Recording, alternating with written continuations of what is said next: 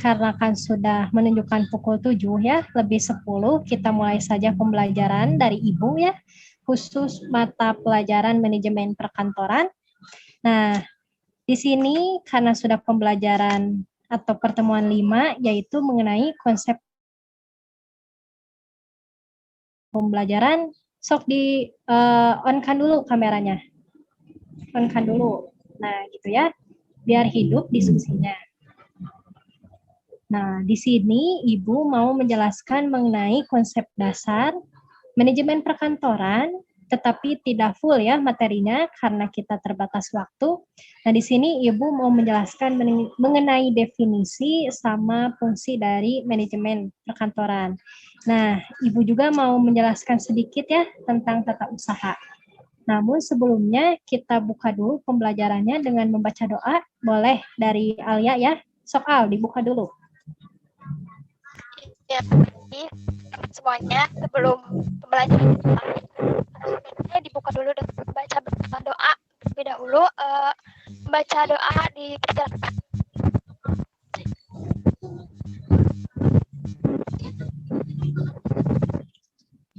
Ya, berdoa lagi kepada Ibu. Nah, baik ya. Jadi sebelum pembelajaran kita biasakan dengan membaca doa. Juga disiapkan ya itunya, device-nya. Tadi Alia suaranya sedikit itu ya, headset-nya di enak-enakin dulu. Nah, baik. Tadi Ibu sudah menjelaskan ya bahwasanya akan menjelaskan mengenai konsep dasar manajemen. Namun sebelum Ibu menjelaskan, Ibu mau mengetahui dulu sejauh mana anak-anak Ibu mengetahui ya, khususnya mengenai konsep dasar ini. Nah, nanti juga setelah pembelajaran, Ibu akan kasih handout ya mengenai konsep dasar juga berupa latihannya juga ya yang nanti harus di ini. Nanti sama Ibu di-share ya di grup WhatsApp ya, sama Ibu di-share. Nanti ya setelah pembelajaran. Nah, baik. Di sini Ibu pengen tahu dulu siapa yang tahu mengenai manajemen. Boleh dari siapa dulu nih? Aku, Bu. Nah, ini ya dari Alia dulu, Sok Al, gimana Al? Oke, jadi menurut Alia gitu ya Bu, manajemen itu adalah upaya mengelola orang lain sampai tujuan dalam organisasi melalui proses yang dinamakan dengan istilah PWACH atau pengorganisasian, pengelolaan, perencanaan, dan pengawasan dalam pengawasan terhadap sumber daya manusia itu sendiri secara dan efektif. Ya, betul ya. Jadi tadi dijelasin sama Alia bahwa manajemen itu adanya upaya dalam pengelolaan atau mengatur. Boleh dari Dewi. Sok, Dewi gimana manajemen? Oke, baik. Menurut saya, Bu, manajemen itu merupakan sebagai kemampuan atau keterampilan khusus melalui kegiatan bersama dalam rangka mencapai suatu tujuan yang telah ditentukan. Seperti itu, Bu, menurut saya. Nah, betul ya. Tadi dijelaskan itu adanya kemampuan atau keterampilan di dalam melakukan suatu pekerjaan atau aktivitas gitu ya. Ada lagi dari Anggis. Sok Anggis gimana? Baik Ibu, jadi menurut Anggis, manajemen itu merupakan suatu proses keterampilan dalam melaksanakan kegiatan atau pekerjaan di dalam organisasi untuk mencapai suatu tujuan dari organisasi tersebut. Nah, manajemen itu sendiri meliputi kegiatan dari planning, organizing, actuating, dan juga controlling. Seperti itu Ibu, terima kasih. Nah, yang dari Anggis itu lebih komplit ya. Nah, Ibu menyimpulkan gitu ya, yang tadi dari Alia, terus dari Dewi, juga dari Anggis, bahwasanya manajemen itu bisa diartikan sebagai seni mengatur orang lain. Nah, khususnya di dalam organisasi itu tentunya mengatur sumber daya organisasi. Nah, selain itu juga diartikan juga sebagai tadi yang disebutkan oleh Dewi, yaitu adanya kemampuan khusus dalam menjalankan fungsi manajemen yang disebutkan oleh Alia. Ada planning, organizing, actuating, sama controlling. Nah, Adapun planning atau perencanaan di sini yaitu adanya konsep-konsep yang dibuat oleh organisasi atau perusahaan dalam melaksanakan kegiatannya sehingga seperti prosedur atau standar, terus juga target, sasaran, semuanya itu dapat terpenuhi sesuai dengan rencana awal yang sudah dibuat. Bagus ya, sudah dapat memahami gitu ya apa yang dimaksud dengan manajemen. Nah, adapun pengertian perkantorannya, siapa nih? Ada yang tahu? Boleh? Nah, boleh nih dari Dewi. Baik, perkantoran itu merupakan seluruh aktivitas yang berhubungan dengan kantor. Nah, kantor itu apa? Kantor itu sebagai tempat melakukan seluruh aktivitas pelayanan terhadap kegiatan operasional atau kegiatan pokok dari suatu organisasi. Seperti itu, Ibu. Nah, tadi ya betul gitu bahwa kantor itu fungsinya dalam hal pelayanan. Nih ada juga nih dari Anggis. Safgis, gimana? Baik Ibu, nah jadi perkantoran itu kan merupakan suatu kegiatan yang berhubungan dengan pekerjaan kantor. Nah, kantor ini tuh tempat di mana melakukan pekerjaan-pekerjaan yang di dalamnya itu ada seperti pengarsipan atau pekerjaan tulisme yang berkaitan dengan tulis menulis dan juga pekerjaan tata usaha seperti itu Ibu. Nah, betul ya, Anggis. Kayaknya ini udah baca ya materinya dari tadi betul gitu. Nah, sehingga Ibu maunya gitu ya, dari anak-anak Ibu itu sebelum pembelajaran baca dulu ya. Jadi nanti apa yang belum dipahami Anggis bahwasanya di dalam perkantoran itu adanya memfungsikan fungsi pelayanan juga termasuk tata usaha ya. Nah, tata usaha ini itu luas gitu ya. Baik dalam pemberian informasi maupun dalam menghimpun data atau menggandakan data dan lain sebagainya. Boleh nih, satu lagi ya dari perkantoran, mungkin dari Alia, boleh.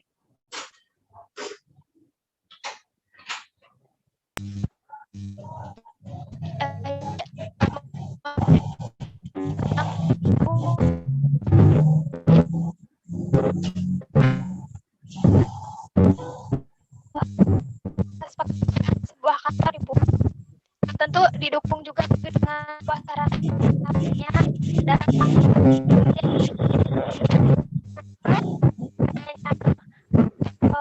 kantor yang memudahkan seseorang itu untuk bekerja gitu Bu. Dari Alia tadi putus-putus ya, tapi sama Ibu dapat disimpulkan gitu ya, bahwasanya fungsi dari perkantoran itu memberikan pelayanan ya, seperti gitu ya Alia, memberikan pelayanan. Iya Ibu. Dan tempat melakukan aktivitas. Nah tadi ya yang sudah dibahas oleh Dewi, Anggi sama Alia, Ibu bakal bahas lagi yang lebih lanjut ya. Tapi Ibu mau share screen dulu, bentar, share screen dulu.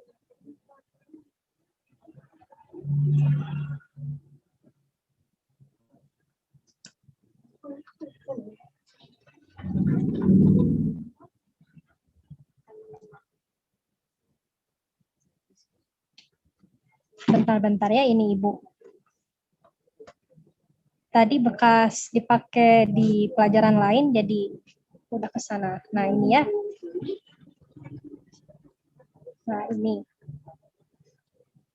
Nah, konsep dasar manajemen perkantoran. Di next dulu ya sama Ibu. Nah, ini. Boleh ya dibaca bahwa secara umum kantor dapat diartikan sebagai tempat di mana dilakukan berbagai macam kegiatan organisasi dalam rangka mencapai tujuan. Tadi juga sudah dibahas ya sama kalian bahwasanya kantor itu diartikan sebagai tempat suatu bekerja dalam melakukan aktivitas pekerjaannya. Sehingga karena dikatakan aktivitas berarti di sana berbagai kegiatan gitu ya dilakukan oleh pekerja dalam tujuan untuk mencapai tujuan organisasi. Bentar sama Ibu di next dulu. Nah, Adapun pengertian manajemen perkantoran, tadi ya tentang kantor, nah sekarang manajemen perkantoran, menurut George R. Terry 1974, didefinisikan sebagai perencanaan, pengendalian, dan pengorganisasian pekerjaan perkantoran agar mencapai tujuan-tujuan yang telah ditetapkan lebih dulu. Nah, dari definisi ini menjelaskan gitu ya, adanya fungsi manajemen yang dijalankan di dalam suatu perkantoran, yaitu ada planning, perencanaan, ada organizing atau pengorganisasian, terus ada actuating, penggerakan, dan juga controlling atau pengendalian. Nah, fungsi dari pengendalian di sini itu lebih kepada dalam hal pengawasan dalam pelaksanaan sih, karena sering ditemukan gitu ya di dalam pelaksanaan itu tidak sesuai dengan prosedur atau hal-hal yang melanggar aturan ya, tentunya yang melanggar aturan, sehingga pengendalian ini diperlukan dengan tujuan ya untuk mencapai tujuan organisasi. Nah, tadi ya udah dibahas mengenai kantor, manajemen kantor. Nah, sekarang Ibu pengen nanya dulu mengenai fungsi manajemen perkantoran. Dari Alia nih, boleh dari Alia dijelasin. Setahunya aja, fungsi manajemen perkantoran itu apa aja? Bu, jadi fungsi manajemen perkantoran itu bagaimana? Yang pertama menerima informasi, yang kedua ada merekam informasi, yang ketiga mengatur informasi, yang keempat Nah, betul ya, tadi dijelaskan ada beberapa fungsi di dalam manajemen perkantoran. Nah, boleh dari Anggis dijelaskan salah satunya dari fungsi? Oke, baik Ibu. Jadi tadi kan salah satu fungsi dari manajemen kantor itu ada mengatur informasi.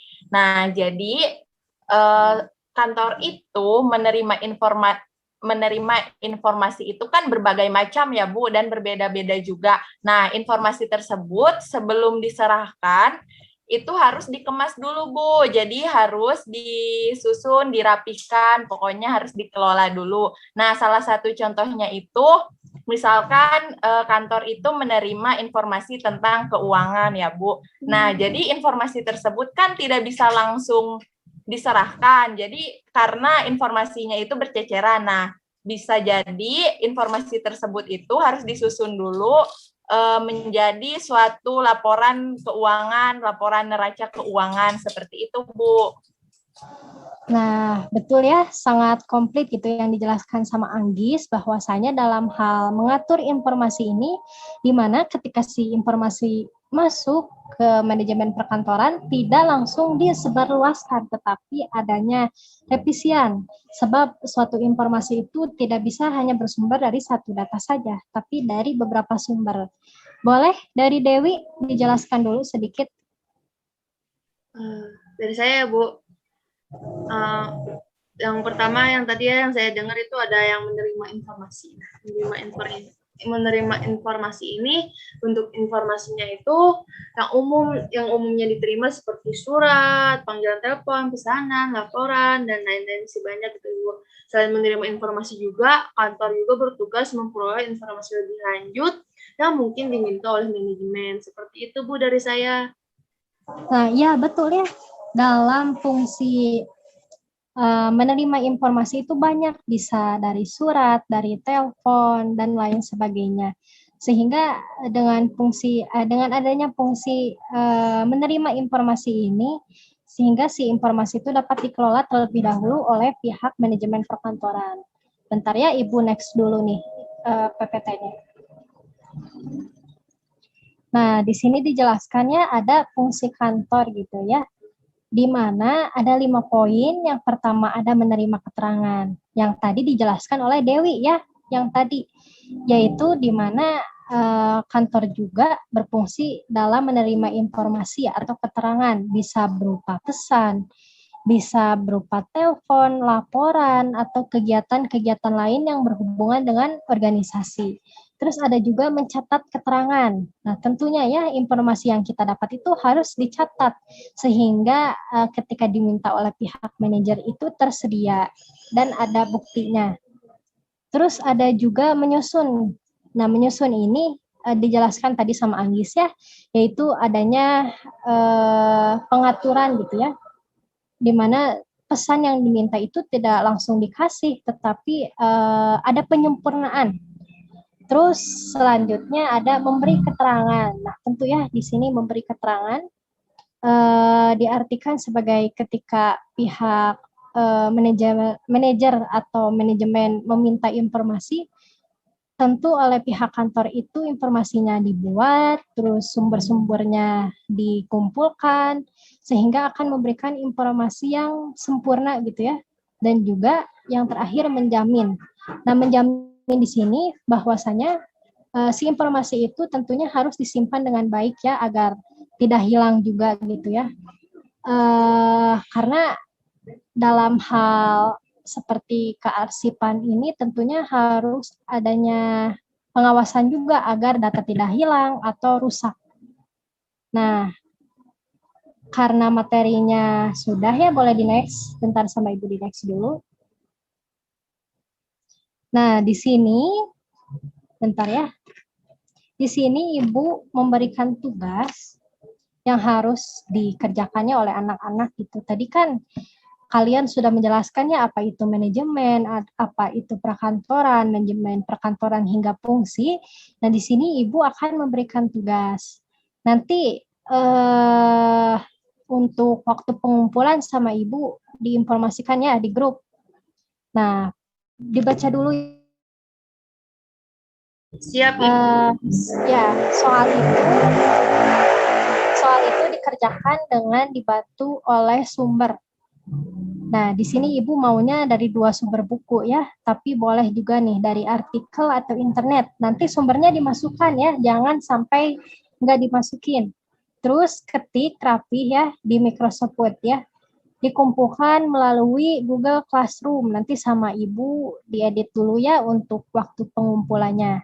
Adapun soalnya yang pertama, carilah 3 definisi manajemen perkantoran menurut para ahli, lalu buatlah definisi baru ya. Definisi baru Ibu pengennya, jangan kopas lagi dari definisi yang tadi yang 3 ya. Terus yang kedua, jelaskan pentingnya mempelajari manajemen perkantoran. Nah, sejauh ini ada yang bertanya nggak? Sok, Ibu nanya dulu. Dari Dewi, cukup nggak? Ibu, aku mau nanya, semisal kan definisi manajemen perkantoran, Bu. Kalau semisal menurut para ahlinya sama kayak yang lain gimana, Bu? Boleh lah ya, boleh. Soalnya Ibu kasih kebebasan aja gitu, nggak apa-apa sama. Tapi jangan sampai nanti buat definisinya pada sama ya. Nanti kalau pada sama Ibu nggak bakal dinilai. Ibu mah peka ya. Jangan sampai Ibu kalau definisi dari para ahlinya lebih dari 3 boleh? Boleh. Tuh ini kayak Anggis ya. Ibu pengennya semuanya teh kayak Anggis. Siap, Ibu. Nanti aku 5, Bu. Jadi sebelum belajar teh ya dibaca dulu gitu ya, Ibu mah pengennya. Jadi nanti aktif gitu, nilainya pasti beda ya dari Ibu. Tapi segini udah bagus ya, Ibu apresiasi. Nah, nanti sumbernya jangan lupa tulis. Kalau contoh nggak nemu-nemu, boleh dari sumber internet. Tapi jangan yang blogspot ya, yang lain gitu ya, dicantumkan. Sok ada yang ditanyakan lagi nggak sebelum ditutup? Dari aku cukup, Bu. Dari Alia gimana, Al? Cukup, Bu. Cukup ya, dikarenakan udah mau habis juga waktunya. Nanti sama Ibu nanti ini ya, dikirim itunya, handout-nya mengenai materi ini ya sama PPT-nya. Mungkin sekian dulu ya dari Ibu, dikarenakan waktunya sudah habis juga. Ibu berharap pembelajaran kedepannya kayak gini ya, kayak Anggis, aktif gitu ya semuanya. Ibu suka gitu kalau pada aktifnya, jadi Ibu nggak ngomong terus gitu ya. Siap, Bu. belajar sama Ibu mah sedia air ya. Jangan lupa sedia air juga ya. Iya, Bu. Nggak ada, Bu. Nah, gitu kayak DP gitu ya. Boleh sedia air. Nah, boleh nih sama Anggis ditutup Anggis. Doa dulu. Oke. Menutup pembelajaran pada hari ini, alangkah lebih baiknya kita berdoa sebelum menutup pelajarannya. Berdoa di dalam hati, dimulai.